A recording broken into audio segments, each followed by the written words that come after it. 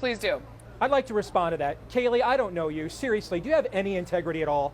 I just have to know. Ouch. I mean, is it Come that on now, important to Steve. be on national television? You Let's darn be well know 65,000 people. I am keeping it professional. She's the one lying. 65,000 people voted in Colorado at this thing called a caucus, called an election. There has been no voterless elections. Every delegate has been elected, including the delegates unbound that Donald Trump got in Pennsylvania the other night.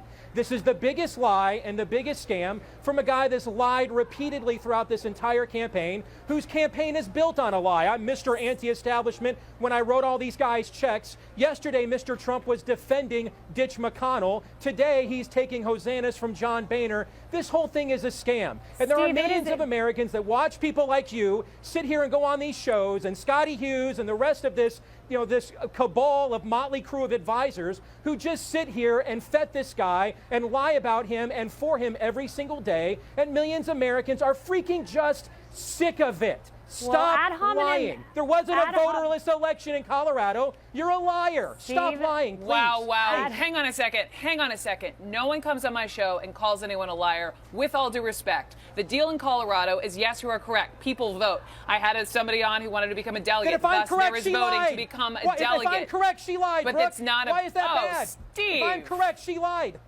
She lied. Why is it wrong? You're the one. You just I can jump in here. Hold on, wait. Let me me respond really quickly. Ad hominem attacks, by the way, are the last line of defense when the facts aren't on your side. It's a verifiable fact that Colorado canceled its presidential preference poll in August. Yes, they resorted to a 4-tiered caucus system with the intent of disenfranchising the voters. It's also a verifiable fact that Colorado announced last week that they would wait, let me finish, Steve. I sat here patiently. You can't disenfranchise voters when they vote. Steve, I patiently let you finish. One more sentence, if you can tolerate it. It is also a verifiable fact that last week Colorado announced that they would bring back the primary next year. They would allow the people to vote next year. All of those are verifiable facts. I hope someone fact checks this segment. Obviously, this was a throwback clip, but one point remains the same.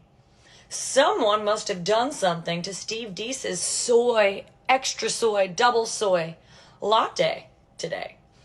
Well, what does he resort to doing when he doesn't like what Kayleigh has to say? Calls her a liar.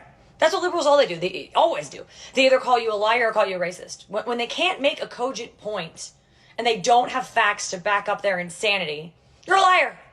And I'm shocked here that the host, Brooke Baldwin, actually stood up for Kayleigh.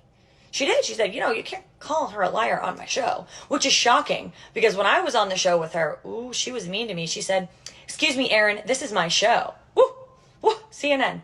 But we know that Kayleigh, so smart, always on her A game, Harvard-educated lawyer, he was trying to basically say she doesn't have the right credentials. You could see he was, questioning her qualifications. Now this, if it was a conservative and a liberal and the shoes were on the other feet, oh my, he would have been mansplaining or he would have been a misogynist. But as we know, we've said it time and time again, two standards. Liberals can do whatever they want.